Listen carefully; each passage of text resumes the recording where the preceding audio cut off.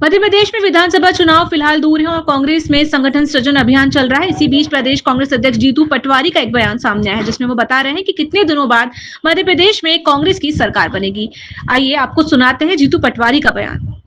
एक पीसी हुई थी अखिल भारतीय कांग्रेस कमेटी के इंदिरा भवन में, जिसमें पूरे देश के सामने हमने कांग्रेस की भावना व्यक्त की थी। मैं मध्य प्रदेश में फिर उस भाव को व्यक्त करना चाहता हूं। शिवराज सिंह चौहान रोज़ सरकार की छवि की बात कर रहे हैं। वो बात कर रहे हैं कि आदिवासियों के हित और अहित की रक्षा अधिकारी कह रहे हैं सरकार की छवि बिगाड़ रहे हैं। शिवराज जी, आपने जो ओबीसी के परिवार को धोखा दिया, जो अन्याय किया, जो उनके साथ विश्वासघात किया, जो लगभग 20,000 से ज़्यादा ओबीसी के छात्र जिनकी नौकरियां लग गई, इंटरव्यू हो गए, पर उनको नियुक्तियां नहीं मिली, अगर इसका कोई दोषी है तो एकमात्र आप शिवराज सिंह चौहान हैं। साथियों, ऐसा का ऐसा ही शिवराज जी के पद चिन्हों पे चलते हुए पूरी बीजेपी, उसकी विचारधारा और मोहन यादव जी सब ने भी उतना ही धोखा ओबीसी परिवार के साथियों को दिया। कमलनाथ जी ने 27% आरक्षण दिया। उससे पहले 2098 में 1998 में या 94 में दिग्विजय सिंह जी ने 14% ओबीसी को आरक्षण दिया। उसके बाद 2003 में 27% आरक्षण का प्रस्ताव बनाकर विधानसभा से राज्यपाल के यहाँ दिग्विजय सिंह जी की सरकार ने भेजा। उसके 15, 17, 18 साल बाद आदरणीय कमलनाथ जी ने इस पूरे मुद्दे को टेकअप किया, एक अध्यादेश लेके आए, फिर अध्यादेश के बाद कानून लेके आए। मेरा आप सबसे आग्रह है कि ऐसी पूरी परिस्थिति में जो ओबीसी के छात्रों के साथ, ओबीसी समाज के साथ अन्याय और अत्याचार किया, इसका अगर कोई दोषी है, इसका कोई सज़ा मिलनी चाहिए, तो वो है भारतीय जनता पार्टी, मोहन यादव और शिवराज सिंह चौहान।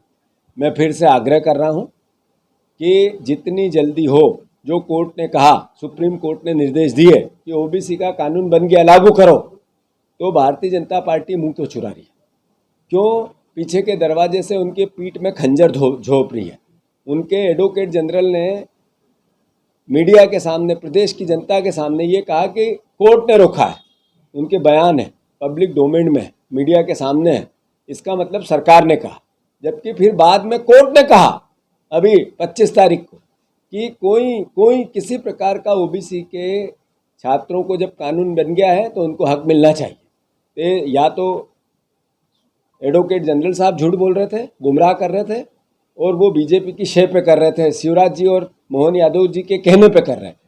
ये सीधा आरोप है मेरा। मैं फिर से आग्रह करता हूँ, जो आपने कर दिया उसकी सज़ा ओबीसी समाज आपको देगा, पर अब भी सुधरो, अब भी हक दो, अधिकार दो, उनकी सहायता करो। वो बच्चे, शादियाँ टूट रही है सबकी, सबका घर बार परेशान है, न उनकी नौकरी लग रही है, न वो नौकरी पे जा रहे हैं, अधर में लटके हैं। कई लोगों ने उसमें एक तरह से अलग अलग तरह की यातनाएं उन पे हो रही है। तो कृपया मोहन यादव जी, आपकी सरकार इस पे ध्यान दो। हम विपक्ष हैं, आपको बार बार आग्रह कर सकते हैं।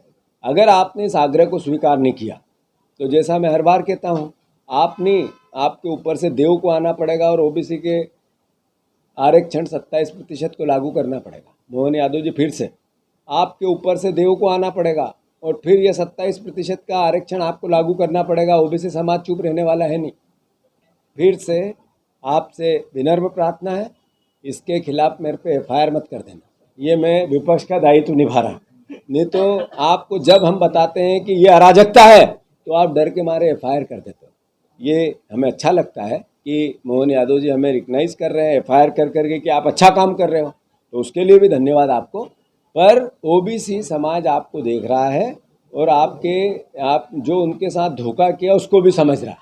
इसको, कोर्ट के निर्देश को मानो और जितनी जल्दी हो कोर्ट के सामने और प्रदेश के सामने 27% आरक्षण लागू करो।